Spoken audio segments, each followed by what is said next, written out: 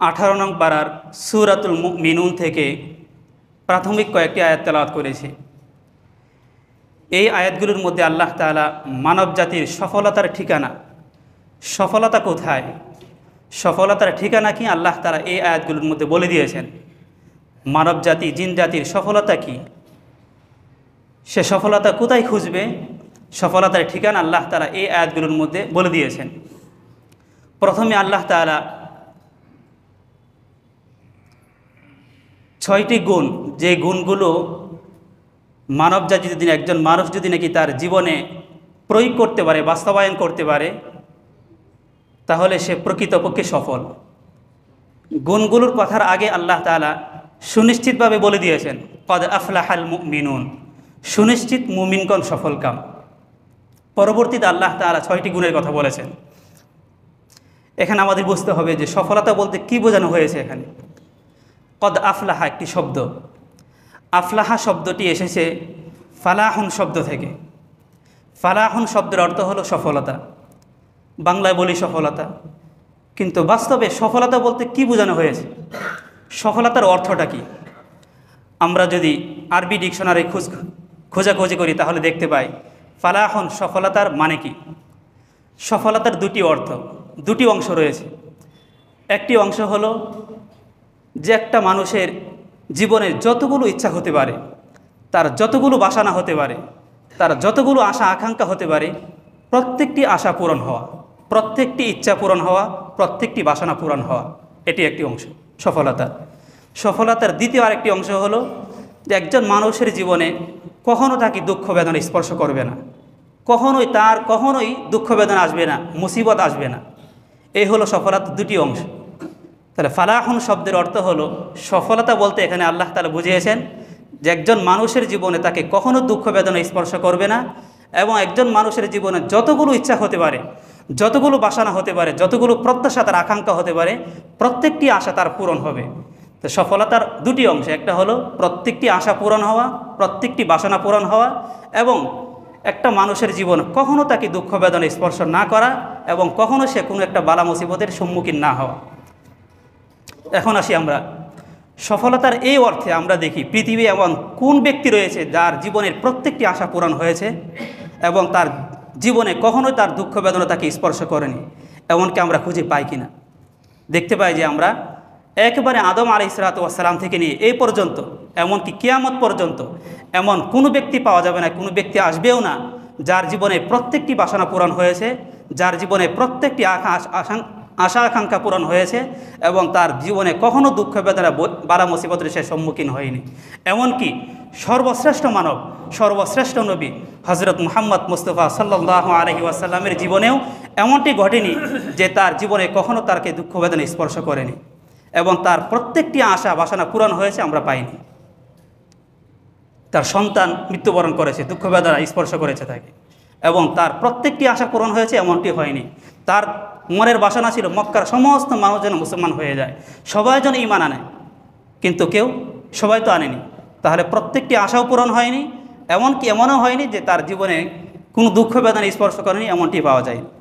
তাহলে কোরআন একদিকে বলে সুনিশ্চিত মুমিনগণ সফলকাম, কিন্তু আমরা সফলতার অর্থের দিকে লক্ষ্য করে আমরা দেখি পৃথিবীতে এমন কোনো ব্যক্তি নেই যে সে পৃথিবীতে প্রকৃতপক্ষে সফল হয়েছে।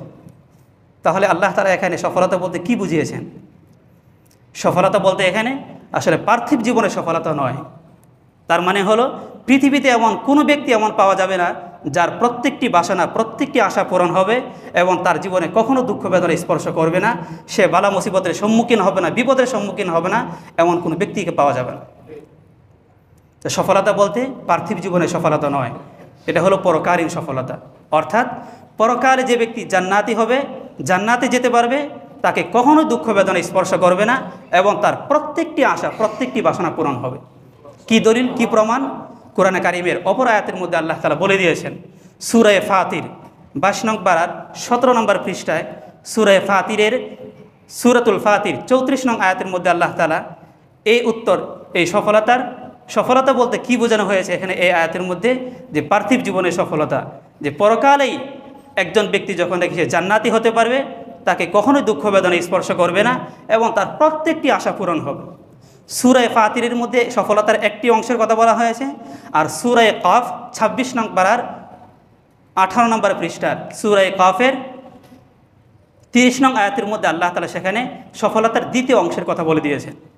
সূরাতুল ফাতিরের মধ্যে আল্লাহ তাআলা 34 নং আয়াতের মধ্যে আল্লাহ তাআলা বলে দিয়েছেন যে জান্নাতীরা যখন জান্নাতে প্রবেশ করবে তখন তারা বলবে, ওয়াকালুল হামদুলিল্লাহিল্লাযী আযহাবা আন্নাল হাযান ইন্না রাব্বানা লাগফুরুন শাকুর।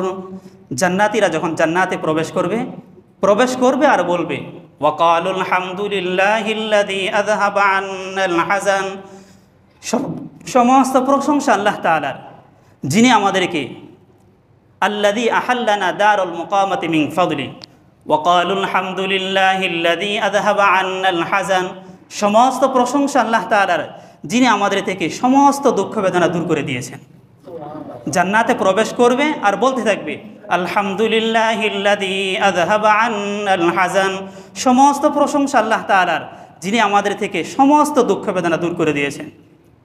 ইন্না রাব্বানা লাগফুরুন শাকুর, নিশ্চয় আমাদের প্রভু তিনি ক্ষমাশীল, অনেক ক্ষমাশীল, এবং তিনি শাকুর, কৃতজ্ঞ, অনেক কৃতজ্ঞ। আমাদের আমলগুলোকে তিনি মূল্যায়ন করেছেন, মূল্য দিয়েছেন, যার বিনিময়ে আমাদেরকে জান্নাতে প্রবেশ করিয়েছেন। আল্লাযী আহাল্লানা দারুল মুকামাতি মিন ফাদলি, আরও বলবে জান্নাতীরা, যিনি আমাদেরকে স্থায়ী ঘরে, স্থায়ী বাড়িতে আমাদেরকে প্রবেশ করিয়েছেন, আর কখনো আমাদেরকে এই বাড়ি থেকে বের করবেন না। জান্নাতীরা জান্নাতে প্রবেশ করবে আর কখনো জান্নাত থেকে বের হবে না, তাদেরকে বের করা হবে না। আর বলবে কি, লা ইয়ামাসসুনা ফিহা নাসাবুন ওয়া লা ইয়ামাসসুনা ফিহা লুগুব। জান্নাতীরা বলবে, লা ইয়ামাসসুনা ফিহা নাসাবুন, এই জান্নাতে আমাদেরকে আর কখনো দুঃখ বেদনা স্পর্শ করবে না, ওয়ালা লুগুব, এবং কোনো ক্লান্তি আমাদেরকে স্পর্শ করবে না। জান্নাতে থাকতে থাকতে, এক জায়গায় থাকতে থাকতে আমি ক্লান্ত হয়ে যাব, এমনটা হবে না কখনোই। লা ইয়ামাসসুনা ফিহা নাসাবুন ওয়া লা ইয়ামাসসুনা ফিহা লুগুব। এর বিপরীতে যারা জাহান্নামী, ওয়াল্লাযীনা কাফারু লাহুম নারু জাহান্নাম লা ইউকদু আলাইহিম ফায়ামুতু ওয়া লা ইউখাফফাফু আনহুম মিন আযাবিহা। অপরদিকে জাহান্নামীরা যারা কাফের, তাদের অবস্থা কেমন হবে? ওয়াল্লাযীনা কাফারু, যারা কাফের, লাহুম নারু জাহান্নাম, তাদের জন্য রয়েছে জাহান্নামের আগুন, শাস্তি। লা ইউকদু আলাইহিম ফায়ামুতু, তাদের ব্যাপারে মৃত্যুর ফয়সালা করা হবে না, তারা জাহান্নামে থাকবে, আজীবন জাহান্নামে থাকবে, মৃত্যুবরণ করবে না, কখনোই মৃত্যুবরণ করবে না। ওয়ালা ইউখাফফাফু আনহুম মিন আযাবিহা, এবং তাদের থেকে কখনোই জাহান্নামের শাস্তিকে লাঘব করা হবে না, হালকা করা হবে না, স্থায়ীভাবে তাদেরকে শাস্তি দেওয়া হবে। তাহলে এই আয়াত থেকে আমরা বুঝতে পারি যে সফলতার একটি অংশের কথা, জান্নাতীরা যখন জান্নাতে প্রবেশ করবে তাদেরকে কখনোই দুঃখ বেদনা স্পর্শ করবে না, সবসময় স্থায়ীভাবে তারা সুখে থাকবে, শান্তিতে থাকবে। সফলতার একটি অংশ আমরা এই আয়াত থেকে নিতে পারি যে পরকালীন জীবনেই কখনোই জান্নাতীকে কখনোই দুঃখ বেদনা স্পর্শ করবে না। দ্বিতীয় অংশ, সফলতার দ্বিতীয় অংশ, যে জান্নাতি প্রত্যেকটি বাসনা, প্রত্যেকটি ইচ্ছা পূরণ হবে। এই অংশের দলিল কি? সূরা কাফের মধ্যে 30 নং আয়াতের মধ্যে আল্লাহ তাআলা বলে দিয়েছেন, ইয়াউমা নাকুলু লিজাহান্নামা হাল ইমতালাতি ওয়া তাকুলু হাল মিন মাজিদ। আল্লাহ তাআলা প্রথমে জাহান্নামের কিয়ামতের দিনের কথা স্মরণ করে দিয়েছেন। ও মুমিনগণ, ইয়াউমা নাকুল, ওই দিনের কথা স্মরণ করো। নাকুলু লিজাহান্নাম, যেদিন আমি জাহান্নামকে বলবো, হালিম তালাতি, তুমি কি জাহান্নামী ব্যক্তিদেরকে নিয়ে তোমার জায়গা কি ভরে গেছে, টইটুম্বুর হয়ে গিয়েছে, তোমার কি জায়গা আছে আরও? হালিম তালাতি ওয়া তাকুলু হাল মিন মাজিদ, আল্লাহ তাআলার উত্তরে, প্রশ্নের উত্তরে জাহান্নাম বলবে, আরও কি আছে? আমি প্রস্তুত, আমি আরও জাহান্নামীদেরকে গ্রাস করার জন্য আমি আরও প্রস্তুত, আমার জায়গা এখন পরিপূর্ণ হয়নি। হালিম তালাতি ওয়া তাকুলু হাল মিন মাজিদ। এর বিপরীতে ওয়া উজলিফাতিল জান্নাতু লিল মুত্তাকিনা গায়রা বাঈদ, যারা মুত্তাকি, যারা পরহেজগার, তাদের একেবারে নিকটবর্তী করে দেওয়া হবে জান্নাত। কিয়ামতের দিন জান্নাত একেবারে তাদের কাছাকাছি করে দেওয়া হবে। আর বলা হবে, হাদা মা তুআদুনা লিকুল্লি আওয়াবিন হাফিজ। জান্নাতীদেরকে বলা হবে, আল্লাহ তাআলার পক্ষ থেকে ঘোষণা আসবে, এই তো দেখো ওই যে জান্নাত, যে জান্নাতের ব্যাপারে তোমাদেরকে দুনিয়াতে প্রতিশ্রুতি দেওয়া হয়েছিল। কাদেরকে প্রতিশ্রুতি দেওয়া হয়েছিল জান্নাতের? লিকুল্লি আওয়াবিন হাফিজ, প্রত্যেক আল্লাহমুখী ব্যক্তিদের জন্য, যাদের ধ্যান ধারণা সবসময়, মন সবসময় আল্লাহ তাআলার দিকে থাকতো, তাদেরকে যে জান্নাতের প্রতিশ্রুতি দেওয়া হয়েছিল, এই যে দেখো সেই জান্নাত। আওয়াবিন হাফিজ, আর কাদেরকে জান্নাতের প্রতিশ্রুতি দেওয়া হয়েছিল? যারা তাদের নিজের আত্মাকে গুনাহ থেকে হেফাজত করেছে, নিজের জীবনকে গুনাহ থেকে হেফাজত করেছে, তাদেরকে যে জান্নাতের প্রতিশ্রুতি দেওয়া হয়েছিল, আজকে সেই জান্নাত তোমাদের একেবারে কাছে, একেবারে নিকটবর্তী করে দেওয়া হয়েছে। আর বলা হবে উদখুলুহা বিসালাম, জান্নাতীদেরকে বলা হবে তোমরা শান্তি নিরাপদের সাথে প্রবেশ করো, সালামের সাথে প্রবেশ করো, শান্তির সাথে প্রবেশ করো, কোনো চিন্তা নেই, কোনো চিন্তা নেই। যালিকা ইয়াউমুল ওয়াঈদ, যালিকা ইয়াউমুল খুলুদ, আর বলা হবে এটা হলো স্থায়ী একটি দিন, আর কখনোই তোমাদেরকে এই জান্নাত থেকে বের করা হবে না। এরপর আল্লাহ তাআলা বলেন লাহুম মা ইয়াশাউনা ফিহা ওয়া লাদাইনা মাজিদ। এটা হলো আমার আলোচ্য বিষয়, যে লাহুম মা ইয়াশাউনা ফিহা ওয়া লাদাইনা মাজিদ, জান্নাতীদের জন্য জান্নাতে রয়েছে, তাই তারা যা চাবে তাই রয়েছে। এবং আল্লাহ তাআলা বলেন আমার নিকট আরেকটি স্পেশাল আরেকটা জিনিস রয়েছে, সেটা কি? ওয়ালাদাইনা মাজিদ, আমার নিকট আরেকটি বিষয় রয়েছে, যে বিষয়টা সবাই জানে না। এই আয়াতের ব্যাখ্যায় মুফাসসিরিনে কেরাম রেখেছেন আমার নিকট অতিরিক্ত আরেকটা জিনিস রয়েছে, সেটা হলো কি? সেটা হলো দিদারে মাওলা। সমস্ত নিয়ামত দেওয়া হবে, আল্লাহ তাআলা জান্নাতীদেরকে বলবে তোমরা কি আরও কিছু চাও? জান্নাতীরা বলবে যে আর কি আছে, যা পাওয়ার সব তো পেয়েছি, যা পাওয়ার সব পেয়েছি, আর কি আছে? কিন্তু আল্লাহ তাআলার কাছে তো একটি রয়ে গেছে। আল্লাহ তাআলা তখন উলামায়ে কেরাম নবীদের মাধ্যমে, তখন সাধারণ মানুষ তখন উলামায়ে কেরামদের কাছে যাবে যে কি আছে, আর আমরা তো সব পেয়েছি, যা পাওয়ার সবই তো আছে জান্নাতে, আর কি রয়েছে? হ্যাঁ, আরও রয়েছে, সেটা হলো দিদারে মাওলা, আল্লাহ তাআলাকে সরাসরি তারা দেখতে পাবে জান্নাতে। তাহলে ওয়ালাদাইনা মাজিদ, আমার নিকট আরও অতিরিক্ত একটা জিনিস রয়ে গেছে, সেটা হলো আল্লাহ তাআলার দিদার, সরাসরি জান্নাতীরা জান্নাতে আল্লাহ তাআলাকে দেখতে পাবে। তাহলে এই আয়াত থেকে আমরা নিতে পারি সফলতার দ্বিতীয় একটি অংশ, যে জান্নাতীরা জান্নাতে তারা যা চাবে তাই পাবে, যা চাবে তাই পাবে। তাহলে সফলতার দুটি অংশ, একটা হলো যে মানুষের জীবনে কখনো দুঃখ বেদনা স্পর্শ না করা, আর একটা হলো প্রত্যেকটা আশা, প্রত্যেকটা বাসনা ইচ্ছা পূরণ হওয়া। তাহলে এই অর্থে সফলতার এই অর্থে আমরা দেখতে পাই যে পার্থিব জীবনে আসলে এই সফলতা পাওয়া যাবে না, কোনো ব্যক্তি পাবে না। তাকে দুঃখ বেদনা স্পর্শ করতেই পারে, করবেই। কেন করবে? কি কারণে করবে? তাকে দুঃখ বেদনা স্পর্শ কেন করবে? এবং প্রত্যেকটি আশা কেন পূরণ হবে না? এই প্রশ্নের উত্তরও আল্লাহ তাআলা কোরআনে কারিমের মধ্যে অপর আয়াতের মধ্যে বলে দিয়েছেন। এবং এখান থেকে আমরা অনেকের প্রশ্নের একটা উত্তরও পেয়ে যাই। অনেকেই বলে যে আমরা নামাজ পড়ি, উলামায়ে কেরাম আলেমরা নামাজ পড়ে, অথবা আমরা অমুক ব্যক্তি নামাজ পড়ে, অমুক ব্যক্তি রোজা রাখে, যাকাত দেয়, সব কিছুই করে, কিন্তু তারপরেও কেন তাকে দুঃখ বেদনা স্পর্শ করে? সে এত বালা মুসিবতে কেন? তাকে কেন রোগ ধরে? তার কেন এত রোগ হলো? আলেমের কেন এত মুসিবত হলো? কি কারণে হলো? এই প্রশ্নের উত্তরও আমরা অপর আয়াত থেকে নিতে পারি। সূরাতুল বাকারার 155 নং আয়াতের মধ্যে আল্লাহ তাআলা এর উত্তর দিয়েছেন যে পার্থিব জীবনটা আসলে এটা হলো একটি দারুল ইমতিহান, একটা মহল্লি ইমতিহান, দারুল ইমতিহান, পরীক্ষার জায়গা।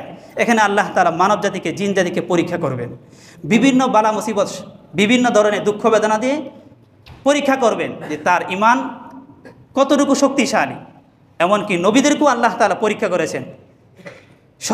সর্বশ্রেষ্ঠ নবী হযরত মুহাম্মদ সাল্লাল্লাহু আলাইহি ওয়াসাল্লামকে কত পরীক্ষা করেছেন, ইব্রাহিম আলাইহিস সালাতু ওয়াসসালামকে কত পরীক্ষা করেছেন, প্রত্যেকজন নবীকে আল্লাহ তাআলা পরীক্ষা করেছেন।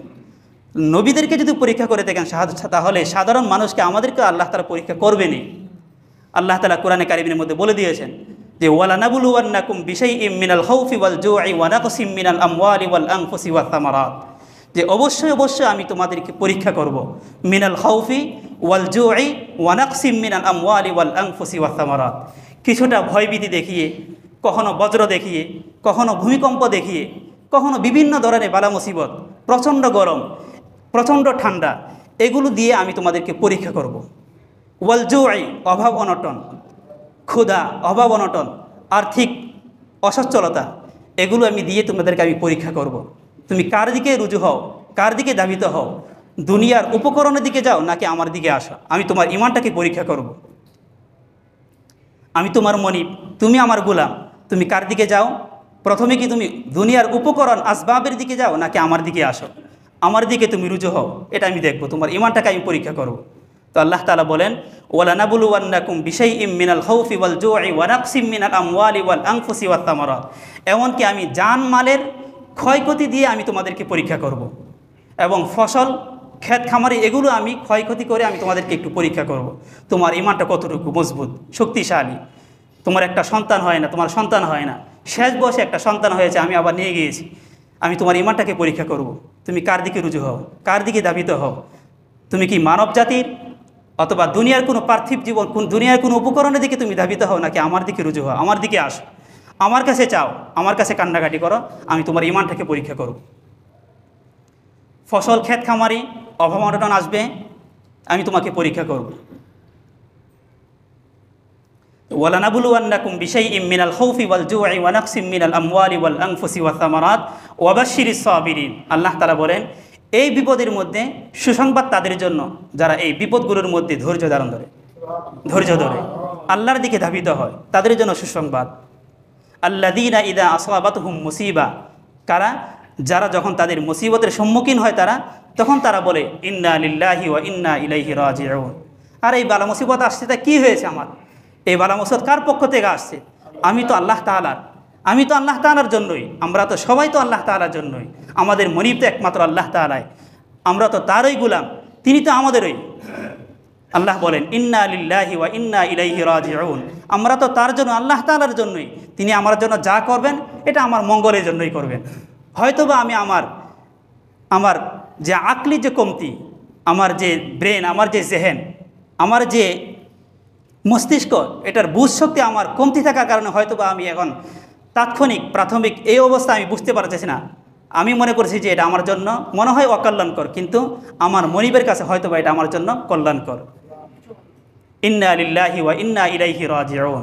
এবং যারা বলে আমরা তো তার দিকে প্রত্যাবর্তন করব, ইলাইহি রাজিউন, আল্লাহ তাআলা বলেন উলাইকা আলাইহিম সালাওয়াতুম মির রাব্বিহিম ওয়া রাহমা, তাদের উপর আল্লাহ তাআলার পক্ষ থেকে রহমত, শান্তি। যারা বালা মুসিবত আসলে আল্লাহ তাআলার দিকে সম্মুখীন হয়, আল্লাহ তাআলার দিকে রুজু হয়, আল্লাহমুখী হয়, তাদের জন্য রয়েছে আল্লাহ তাআলার পক্ষ থেকে রহমত। তাহলে এই আয়াত থেকে আমরা বুঝতে পারি যে আসলে পার্থিব জীবনে দুঃখ বেদনা আসবেই, প্রত্যেকটি আশা পূরণ হবে এমনটা কখনোই হবে না, কারণ এটা হলো একটা মহল্লে ইমতিহান, দারুল ইমতিহান, পরীক্ষার জায়গা। এখানে এই দুনিয়াতে একবারে আদম আলাইহিস সালাম থেকে নিয়ে কিয়ামত পর্যন্ত প্রত্যেকটা মানুষকে এই বালা মুসিবতের দুঃখ বেদনার সম্মুখীন হতেই হবে, এবং প্রত্যেকটি আশা পূরণ হবে, এটা কখনোই হবে না। তাহলে পার্থিব জীবনটা এটা হলো পরীক্ষার জায়গা। এটার দলিল আরেক আয়াতের মধ্যে আল্লাহ তাআলা বলে দিয়েছেন, সূরাতুল মুলকের মধ্যে একেবারে প্রাথমিক দ্বিতীয় আয়াতের মধ্যে আল্লাহ তাআলা বলে দিয়েছেন আল্লাযী খালাকাল মাউতা ওয়াল হায়াতা লিয়াবলুয়াকুম আইয়ুকুম আহসানু আমালা ওয়া হুয়াল আজিজুল গফুর। আল্লাহ তাআলা যিনি জীবন এবং মৃত্যুকে সৃষ্টি করেছেন কেন? লিয়াবলুয়াকুম, তোমাদেরকে পরীক্ষা করার জন্য। কি পরীক্ষা করবেন? আহসানু আমালা, তোমাদের মধ্যে থেকে কার আমলটা সবচেয়ে বেশি সুন্দর কার আমলটা, এটা দেখার জন্য তোমাদেরকে আল্লাহ তাআলা সৃষ্টি করেছেন, জীবন এবং মৃত্যুটাকে সৃষ্টি করেছেন। এই আয়াত থেকেও আমরা বুঝতে পারি যে পার্থিব জীবনে আল্লাহ তাআলা আমাদেরকে পরীক্ষা করবেন, কার আমলটা কত সুন্দর। এই আয়াতের মধ্যে বলেননি আল্লাহ তাআলা কার আমলটা কত বেশি, আয়াতের মধ্যে আল্লাহ তাআলা বলেন কার আমলটা সবচেয়ে বেশি সুন্দর, কার আমলের মধ্যে ইখলাসিয়ত রয়েছে, কে একমাত্র আল্লাহ তাআলার জন্য আমল করেছে, ইবাদত করেছে, আল্লাহ তাআলা এটা দেখবেন। কে সবচেয়ে বেশি আমল করেছে, তাহাজ্জুদ গুজার হয়েছে, নফল নামাজ বেশি পড়েছে, নফল নামাজ পড়েছে, কিন্তু তার ইখলাস ছিল না, তার নিয়ত ভালো ছিল না, তার মনের অবস্থা ভালো ছিল না, আল্লাহ এটা দেখবেন না। আল্লাহ দেখবেন কার আমলটা সবচেয়ে বেশি সুন্দর, সে ফরজ, ওয়াজিব, সুন্নতে মুআক্কাদা এগুলো আদায় করেছে, কিন্তু তার ইখলাসটা ভালো ছিল, তার নিয়তটা ভালো ছিল, এতটুকুই যথেষ্ট। আল্লাহ তাআলা এতটুকু দেখবেন। শুধু আমি 24 ঘন্টা সব সময় নফল নামাজ, নফল ইবাদতে মশগুল থাকলাম, কিন্তু আমার নিয়তটা ভালো ছিল না, ইখলাস ছিল না, এই আমল আল্লাহ তাআলার কাছে গ্রহণযোগ্য কখনোই হবে না। তো যাই হোক, বলছিলাম যে আল্লাহ তাআলা কোরআনে কারীমের মধ্যে বলেছেন কদ আফলাহাল মুমিনুন, সুনিশ্চিত মুমিনগণ সফলকাম। তাহলে সফলতা বলতে এখানে পার্থিব জীবনের সফলতা নয়, এটা পরকালীন জীবনের সফলতা। অর্থাৎ পরকালে যে ব্যক্তি জান্নাতে হতে পারবে, যদি আমরা জান্নাত কামাই করতে পারি, তাহলে জান্নাতে একমাত্র আমরা সুখে শান্তিতে এবং প্রত্যেকটি আশা আমাদের পূরণ হবে, সুখে শান্তিতে থাকতে পারবো এবং প্রত্যেকটি আশা আমাদের পূরণ হবে। পার্থিব জীবনে হতে পারে আল্লাহ তাআলার পক্ষ থেকে কিছু দুঃখ বেদনা আসতে পারে, কিছু বালা মুসিবত আসতে পারে, এবং কিছু আমাদের আশা আকাঙ্ক্ষা ইচ্ছা পূরণ হবে না, এটা হতে পারে। এটা আদম আলাইহিস সালাম থেকে নিয়ে কিয়ামত পর্যন্ত আল্লাহ তাআলা সুন্নাহ, এটা আল্লাহ তাআলার নীতি, এটা এমন চলতেই থাকবে। তাহলে এই সফলতা অর্জন করার জন্য আমাদের কি করতে হবে? আল্লাহ তাআলা কোরআনে কারিমের মধ্যে প্রথম একটি গুণের কথা বলেছেন, আল্লাযীনা হুম ফী সলাতিহিম খাশিউন। এক নাম্বার গুণ হলো যারা নামাজে সবচেয়ে বেশি বিনয়ী। আল্লাযীনা হুম, ওই সমস্ত মুমিনগণ সফলকাম যারা তাদের নামাজে অতি বিনয়ী। বিনয়ী বলতে কি বোঝানো হয়েছে? আমরা একটা পরিভাষা পড়েছি যে নামাজে খুশু খুজুর সাথে নামাজ আদায় করা। খুশু এবং খুজুর সাথে নামাজ আদায় করা। খুশু মানে হলো, আর হুদু মানে কি? খুশু হুদু মানে হলো যে মন এবং দেহ উভয়টাকে স্থির করে নামাজ আদায় করা। তো যারা তাদের নামাজগুলো আদায় করে তাদের দেহ এবং মনটাকে স্থির করে একেবারে আল্লাহ তাআলাকে সামনে রেখে যারা নামাজ পড়ে, তারা হলো সফলতার একটি গুণ তাদের মধ্যে যেন পাওয়া গেল।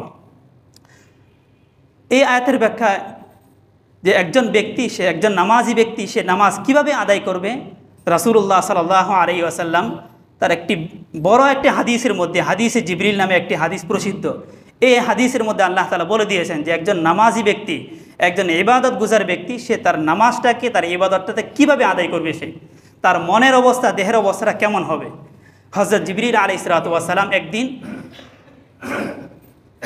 যুবক অবস্থায়, সাদা পোশাক পরিহিত অবস্থায় অপরিচিত একজন ব্যক্তি হিসাবে রাসূল সাল্লাল্লাহু আলাইহি ওয়াসাল্লামের সামনে আসলেন।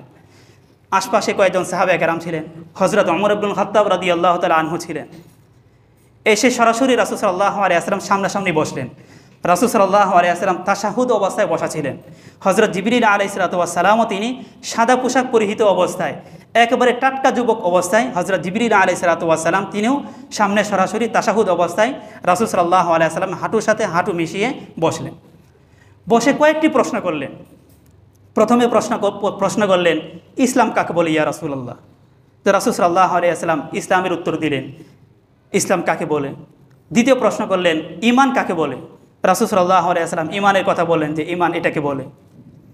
তৃতীয় প্রশ্নের কথা বললেন যে ইহসান কাকে বলে, ইহসান কাকে বলে, যে ইবাদত, একজন ব্যক্তি ইবাদত করবে, ইবাদতটা কিভাবে করবে সে। তো রাসূল সাল্লাল্লাহু আলাইহি ওয়াসাল্লাম তখন এক কথায় উত্তর দিলেন যে আন তা'বুদাল্লাহা কাআন্নাকা তারাহু ফাইল্লাম তাকুন তারাহু ফাইন্নাহু ইয়ারাক। তো রাসূল সাল্লাল্লাহু আলাইহি ওয়াসাল্লাম উত্তর দিলেন যে তুমি আল্লাহ তাআলার ইবাদত এমনভাবে করবে যেন তুমি আল্লাহকে দেখছো। তুমি নামাজে দাঁড়াবে এমন একটা চিন্তা চেতনা নিয়ে, এমন একটা মনোভাব নিয়ে যেন তুমি আল্লাহ তাআলার সামনে, আল্লাহকে তুমি দেখছো। তাহলে তোমার মনোভাবটা হবে এমন যে আমি কার সামনে দাঁড়িয়েছি। আন তা'বুদাল্লাহা কাআন্নাকা তারাহু, তুমি আল্লাহ তাআলার ইবাদত এমনভাবে করবে যেন তুমি আল্লাহকে দেখছো। যদি তোমার ভিতর এই অবস্থাটাও তৈরি না হয়, এই মনোভাবটাও যদি না আসে, তাহলে অন্তত এতটুকু মনে করবে আন তা'বুদাল্লাহা কাআন্নাকা তারাহু ফাইল্লাম তাকুন তারাহু ফাইন্নাহু ইয়ারাক। এতটুকু অন্তত মনে করবে আল্লাহ তোমাকে দেখছেন, আল্লাহ তোমাকে দেখছেন। তুমি এতটুকু ভয় করো যে আমার মনের ভিতরে কি আছে, আমার মনটা কোথায়, আমার দেহটা কোথায়, দেহটা এখানে কিন্তু আমার মনটা কোথায়, মনটা কি ব্যবসায় নাকি দোকানে, কোথায়। এই মনোভাব নিয়ে যদি নাকি আমরা নামাজে আসি, নামাজে দাঁড়াই, তাহলে অবশ্যই আমাদের মন এবং দেহ উভয়টাই স্থির থাকবে। এই হাদিসের ব্যাখ্যায় এবং এই আয়াতের ব্যাখ্যায় মুফাসসিরিন একরাম একটা কৌশল অবলম্বন করেছেন। ফুকাহে কেরাম একটা সুন্দর একটা তরিকা পদ্ধতি বলে দিয়েছেন যে নামাজের মধ্যে মন এবং দেহ উভয়টাকে স্থির করার একটা সুন্দর একটা পদ্ধতি বলে দিয়েছেন আমাদের জন্য। সেটা হলো কি, যে আমি নামাজে দাঁড়িয়েছি, নামাজে দাঁড়ানোর পরে আমি যে আয়াতগুলো, যে সূরাগুলো আমি তেলাওয়াত করব, যদি আমি আয়াতগুলোর তরজমা অনুবাদ আমি জানি, তাহলে অন্তত আমি অনুবাদের দিকে লক্ষ্য করব। যে আয়াতটা আমি পড়ছি আলহামদুলিল্লাহি রাব্বিল আলামিন, এই আয়াতের অর্থটা কি, এই অর্থের দিকে যদি নাকি আমি লক্ষ্য করি, তাহলে আমার দেহ এবং মন উভয়টাই স্থির থাকবে, উভয়টাই স্থির থাকবে। আপনারা পরীক্ষা করে দেখবেন যে অনুবাদ যদি আমি জানি, অন্তত এতটুকু অনুবাদ আমাদের জানা জরুরি। আলহামদুলিল্লাহি রাব্বিল আলামিন, এই ছোট ছোট সূরাগুলোর অনুবাদ আমরা দেখে নিব, কোরআনে কারিমের বিভিন্ন তরজমা থেকে অনুবাদ থেকে দেখে নিব যে আলহামদুলিল্লাহি রাব্বিল আলামিন আয়াতটা আমি তেলাওয়াত করলাম, এই আয়াতের অনুবাদটা কি। অনুবাদের দিকে লক্ষ্য করে দেখবেন আপনার জেহেন, আপনার মন এবং দেহ উভয়টাই স্থির থাকবে, অটোমেটিক স্থির হয়ে যাবে। তো অনুবাদ যদি নাও জানি, তাহলে অন্তত আমি যে হরফটা, যে আয়াতটা আমি পড়ছি, এই আয়াতের শব্দগুলো, অক্ষরগুলো উচ্চারণ হচ্ছে কিনা, আলহামদুলিল্লাহি রাব্বিল আলামিন হামজাটা উচ্চারণ হচ্ছে কিনা, হাটা উচ্চারণ হচ্ছে কিনা, দালটা উচ্চারণ হচ্ছে কিনা। আমি সূরা পড়ছি কুল হু আল্লাহু আহাদ, এই কুল শব্দের উচ্চারণ হচ্ছে কিনা, কফটা উচ্চারণ হচ্ছে কিনা। আজকে আমাদের অবস্থা কেমন, যে নামাজ পড়ছি কিন্তু আসলে তেলাওয়াত শুদ্ধ না হওয়ার কারণে নামাজ হচ্ছে না। অনেক জায়গায় এমনও হয় যে অক্ষরের ব্যবধানের কারণে, উচ্চারণের কারণে অর্থের পরিবর্তন হয়ে যায়, ব্যবধান হয়ে যায়, অনেক ব্যবধান হয়ে যায়। কুল হু আল্লাহু আহাদ, কুল, এখানে কফ, এর উচ্চারণটা হলো একটু শক্ত করে কুল দিয়ে, এর অর্থ হলো ও নবী আপনি বলেন। কিন্তু আমি যদি আমার উচ্চারণ যদি সঠিক না হয়, যদি আমি বাংলার কোরআন দেখে দেখে যদি নাকি মুখস্থ করি, তাহলে এর অর্থ হবে কি কুল। বাংলা কখনোই আরবি উচ্চারণ সঠিক হয় না বাংলাতে। তাহলে কুল অর্থ হলো হে নবী আপনি বলেন, কিন্তু আমি যদি বলি কুল ক দিয়ে, তাহলে তার অর্থ হবে ও নবী আপনি খান। অর্থের অনেক পরিবর্তন হয়ে যায়, অনেক পরিবর্তন হয়ে যায়। এরকমভাবে আলহামদুলিল্লাহ, এখানে হা উচ্চারণ, এটাকে গলা চিপিয়ে পড়তে হয়, যার অর্থ হলো সমস্ত প্রশংসা আল্লাহ তাআলার। কিন্তু আমি যদি আলহামদুলিল্লাহ পড়ি, তাহলে তার অর্থ হবে প্রশংসার বিপরীত অর্থ হবে। আলহামদুলিল্লাহ পড়লে এর বিপরীত অর্থ হয়ে যায়। তাহলে শব্দের উচ্চারণের কারণে অর্থের অনেক ব্যবধান হয়ে যায়। যেখানে আমরা মুসলমান হয়েছি, কিন্তু আমরা তো মনে করি আসলে যে মুসলমানের ঘরে জন্ম নিয়েছি, যে আমি প্রকৃত মুসলমান হয়ে গিয়েছি।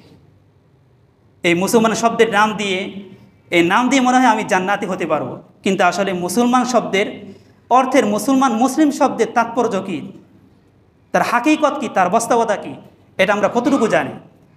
আমার নাম আবদুল্লাহ, আমার নাম করিম, আমার নাম আব্দুল সালাম, এই নাম দিয়ে কি আমি জান্নাতি হতে পারবো? মুসলিম শব্দ দিয়ে কি আমি জান্নাতি হতে পারবো? মুসলিম শব্দের অর্থ কী, তার তাৎপর্যতা কী, তার জীবনে এই তাৎপর্য কী, এর হাকিকত বাস্তবতা কি আমার জীবনে আমি বাস্তবায়ন করতে পারছি কিনা। মুসলমান হিসাবে আমার যতটুকু জানা জরুরি ছিল, আবশ্যক ছিল, অত্যাবশ্যকীয় ছিল, সেটাকে আমি অর্জন করতে পারছি কিনা। আমার জীবনে চলাফেরা, আমি একজন মুসলিম হিসাবে আমার যতটুকু জানা জরুরি ছিল, সেটা আমি অর্জন করতে পারছি কিনা। আমার চলাফেরা আর একজন বিধর্মী চলাফেরার মধ্যে কী পার্থক্য রয়েছে। আমি ইসলাম সম্পর্কে, আমি একজন মুসলিম হিসাবে দাবি করি আমি মুসলমান, কিন্তু ইসলাম সম্পর্কে আমি কতটুকু জানি। আমার জানা আর একজন বিধর্মী ব্যক্তির জানার মধ্যে কী পার্থক্য আছে, এদেরকে আমরা কখনো চিন্তা করছি কিনা। আমি নিজেকে মুসলিম হিসেবে পরিচয় দিচ্ছি, আমার নাম আমি আব্দুল করিম রাখছি, আমার নাম আবদুল্লাহ, নামটা অনেক সুন্দর, কিন্তু আমার কাজগুলো কতটুকু সুন্দর, কাজগুলো কি আমার আসলে বাস্তবে কি ইসলাম ধর্মের অনুযায়ী হচ্ছে কিনা, রাসূল সাল্লাল্লাহু আলাইহি ওয়াসাল্লামের তরিকা অনুযায়ী হচ্ছে কিনা। আজকের যুবকরা দুনিয়া পার্থিব জীবন অনেক কিছু জানে, সব কিছু জানতে সে সক্ষম, কিন্তু ইসলাম সম্পর্কে সে কতটুকু জানে। একজন মুসলমান হিসেবে সে কুরআন শুদ্ধ করে পড়তে পারে না, ঈমান কাকে বলে এই জিনিসটা সে জানে না, ঈমান কাকে বলে এই জিনিসটা সে জানে না, কিন্তু সে দাবি করছে আমি মুসলমান। এই যে ইবাদতগুলো করছে, অনেকে ইবাদতগুলো করছে হলো সামাজিক ইবাদত হিসাবে, সামাজিক ইবাদত, এখন সব ইবাদত হয়ে যাচ্ছে সামাজিক ইবাদত। আমাদের পূর্বপুরুষরা করছে, আমাদের বাপদাদারা করছে, আমরা করি, কিন্তু আসলে এদের বাস্তবতা কতটুকু, ইবাদতটা কী জন্য করছি, কী কারণে করতে হবে, এবং এর পদ্ধতিটা আসলে কি হবে, এর বাস্তবতাটা কী, কী কারণে আমি ইবাদত করছি, কার ইবাদত করছি, এটা কতটুকু আমরা জানি। ইসলাম সম্পর্কে আমি কতটুকু জানি, একটু চিন্তা করি যে আমার চলাফেরা, আমি একজন মুসলমান হিসাবে আমি ইসলাম সম্পর্কে কতটুকু জানি, আর বিধর্মী একজন ব্যক্তি, তার মাঝে আমার চলাফেরার মাঝে জানার মাঝে কতটুকু পার্থক্য। এই জন্য আমরা ইসলাম সম্পর্কে জানার চেষ্টা করি এবং আমাদের সন্তানদেরকে একটু জানানোর চেষ্টা করি। ঈমান, অন্তত ঈমানটুকু আমরা বর্তমান জামানায় ঈমানটাকে সঠিক রাখার জন্য আমরা প্রাথমিক শিক্ষাটা আমরা সবাই অর্জন করার চেষ্টা করি। আল্লাহ তাআলা আমাদের সবাইকে অন্তত ফরজি যে ইবাদতগুলো রয়েছে, এই ফরজ ইবাদতগুলোর শিক্ষা অর্জন করার তৌফিক দান করুন। তাহলে প্রথম যে গুনার কথা বলা হয়েছিল, আল্লাযীনা হুম ফি সলাতিহিম খাশিউন, যারা তাদের নামাজে অতি বিনয়ী। তা নামাজের মধ্যে দেহ এবং মনকে স্থির করা দুটি কৌশল বললাম। এক নম্বর হলো যে সূরাটা আমি পড়ছি যদি অনুবাদ জানি, তাহলে অনুবাদের দিকে আমি লক্ষ্য করব, যে আয়াতটা তেলাওয়াত করছি, যে সূরাটা পড়ছি, এই সূরার অনুবাদটা কি, তরজমাটিকে আল্লাহ তাআলা কী বলছেন এখানে, এই অনুবাদের দিকে একটু লক্ষ্য করব, তাহলে দেহ এবং মন উভয়টাই স্থির থাকবে ইনশাআল্লাহ। আর এতটুকু যদি না জানি, তাহলে আমি যে শব্দটা উচ্চারণ করছি, যে আয়াতটা আমি পড়ছি, যে সূরাটা পড়ছি, এই সূরার প্রত্যেকটা শব্দ অক্ষর উচ্চারণ হচ্ছে কি না সঠিকভাবে উচ্চারণ করার চেষ্টা করব, তাহলে দেহ এবং মন উভয়টাই স্থির থাকবে ইনশাআল্লাহ। তাহলে প্রথম গুণ, সফলতার প্রথম গুণ হলো একজন মুমিন ব্যক্তি সে যখন নামাজ পড়বে, তার দেহ এবং মন যেন উভয়টাই নামাজের মধ্যে স্থির থাকে, আল্লাহ তাআলার দিকে তার মনটা যেন থাকে। দ্বিতীয় নম্বর যে গুণ, সফলতার দ্বিতীয় গুণ হলো আল্লাযীনা হুম ফী সালাতিহিম খাশিউন ওয়াল্লাযীনা হুম আনিল লাগবি মুরিদুন। মুমিনের একটা সবচেয়ে বড় বৈশিষ্ট্য হলো, সবচেয়ে বড় একটা গুণ হলো, সে অনর্থক কাজ থেকে বিরত থাকবে। অনর্থক কাজ থেকে বিরত থাকবে। আমরা আমাদের সময়টাকে কিভাবে ব্যয় করি? 24 ঘন্টা। কতটুকু সময় আমি আল্লাহকে দিচ্ছি? 24 ঘন্টার মধ্যে আমি আল্লাহ তাআলার ইবাদতের মধ্যে কতটুকু ব্যয় করছি? একটু কখনো চিন্তা করছি কিনা? নামাজ পড়তে কতটুকু সময় লাগে, কিন্তু এতটুকু সময় আমি আল্লাহকে দিচ্ছি না। হযরত আব্দুল্লাহ ইবনে মাসউদ রাদিয়াল্লাহু তাআলা আনহু বলেন যে ইন্নাকুম ফি মামাররিল লাইলি ওয়ান নাহার ফি আজালিন মুনতাকাদাসিন ওয়া আমালিন মাহফুজাতিন, যে তোমরা তো তোমাদের জীবনটা তো দিবারাত্রি অতিক্রান্তের মধ্যে চলে যাচ্ছে। তোমার জীবন তো চলে যাচ্ছে। কিভাবে চলে যাচ্ছে? ফি আজালিন মুনতাকাদাসিন, যে তোমার বয়স কমে যাচ্ছে, ও আমালিন মাহফুজাতিন, কিন্তু তোমার আমলগুলো সব কিছু রেকর্ড হচ্ছে। সব আমলগুলো রেকর্ড হচ্ছে। তুমি প্রতি সেকেন্ডে তুমি প্রতি মুহূর্তে কি করছো না করছো এগুলো সব রেকর্ড হচ্ছে, আর তোমার বয়স কমছে। আব্দুল বিন মাসউদ রাদিয়াল্লাহু তাআলা আনহু বলেন ওয়াল মাউতু ইয়াতি বাগতাতান, হঠাৎ দেখবে একদিন তোমার মৃত্যু চলে আসছে। এরপর আল্লাহ তাআলা আব্দুল্লাহ বিন মাসউদ রাদিয়াল্লাহু তাআলা আনহু তিনি উপদেশ হিসেবে বলতেছেন যে ফামাই ইয়াজরাউ খাইরান, যে ব্যক্তি একটি ভালো একটি বীজ রোপণ করলো, তো ফায়ুশিকু আই ইয়াহসুদা রুগবাতা, তাহলে কিয়ামতের দিন সে আনন্দের সাথে সে তার এই বীজগুলোকে সে কাটবে, ফসলগুলো সে কাটবে। যেরকম একজন কৃষক ব্যক্তি, সে যদি নাকি তার ক্ষেতের মধ্যে ভালো একটা বীজ রোপণ করে, তাহলে এই ভালো বীজ থেকে ভালো ফসলই উৎপন্ন হবে।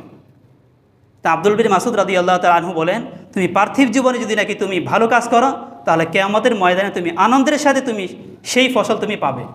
আর ওমান যারাআ শাররান ফায়ুশিকু আন ইয়াহসুদা নাদামাতান, আর যে ব্যক্তি পার্থিব জীবনে সে খারাপ একটি বীজ রোপণ করলো, কিয়ামতের ময়দানে সে অনুতপ্ত হয়ে তার ফসল কাটবে।